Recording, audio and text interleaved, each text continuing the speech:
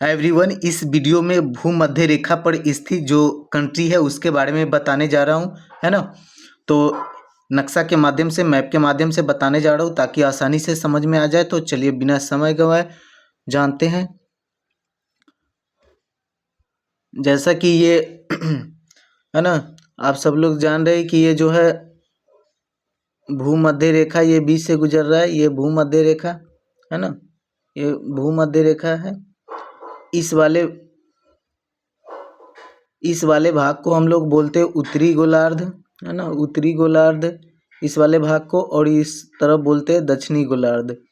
इस वाले भाग को दक्षिणी गोलार्ध, इस वाले भाग को उत्तरी गोलार्ध, है ना। उत्तरी गोलार्ध और दक्षिणी गोलार्ध दो हिस्सों में बांट देते हैं, है ना। ये भूमध्य रेखा है, ये भूमध्य रेखा है। और हम इस पे स्थित देश के बारे में बताने जा रहे हैं ताकि आसानी से समझ में आ जाए। तो चलिए अब जो है मैप में दिखाते हैं, है ना। तो ये जो है दक्षिण अफ्रीका है ना, ये दक्षिण अफ्रीका है। ये दक्षिण अफ्रीका महादेश है। और इसमें जो है दक्षिण अफ्रीका में जो भूमध्य रेखा लगता है उसका जो है ये पहला कंट्री कौन सा है, ये इक्वाडोर है ना। पहला कंट्री इक्वाडोर है। और ये दक्षिण अफ्रीका का दूसरा जो है ये कोलंबिया है ना, ये कोलंबिया है। और फिर जो है तीसरा नंबर पर ये ब्राज़ील है। दक्षिण अफ्रीका का ये ब्राज़ील है, सबसे बड़ा देश है ये ब्राज़ील, है ना, ये ब्राज़ील है।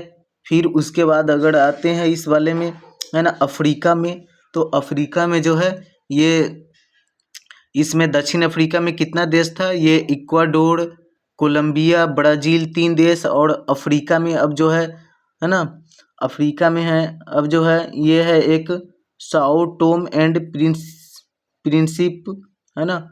और फिर जो है ये कांगो है। फिर उसके बाद में ये है गबोन, अफ्रीका का देश है ये सब, गबोन, है ना।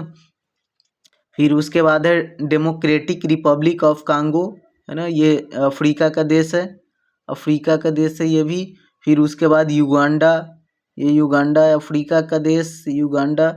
फिर उसके बाद युगांडा के बाद जो है कौन सा देश है, केन्या, है ना, ये केन्या है युगांडा के बाद। और फिर उसके बाद में जो है अफ्रीका का पूर्वी देश ये सोमालिया देश है अफ्रीका का।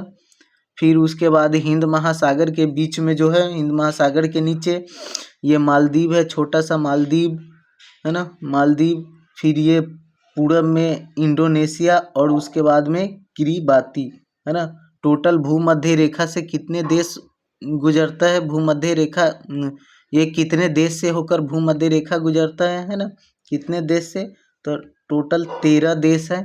टोटल कितने देश है, 13 देश से होकर 13 देश से होकर के भूमध्य रेखा गुजरता है। भूमध्य रेखा कितने देश से होकर के, 13 देश से होके गुजरता है ना। ये बीच का कहें कि ये इक्वेटर है, भूमध्य रेखा है ना। फिर इसके बाद में जो है इसके ऊपर से ये कर्क रेखा गुजरता है ना। फिर इसके नीचे में मकर रेखा, कर्क रेखा, और फिर नीचे में मकर रेखा, है ना, मकर रेखा गुजरता है।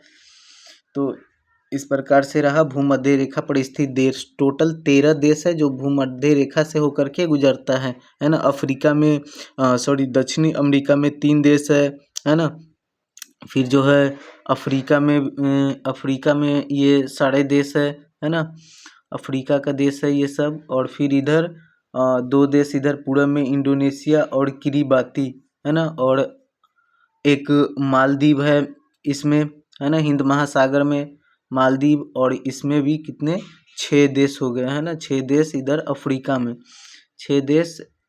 केन्या, सोमालिया 2, और डेमोक्रेटिक रिपब्लिक 3, युगांडा 4, है ना, युगांडा 4, गबोन 5, कॉन्गो और ये साओ टोम। इस प्रकार से ये सारे देश।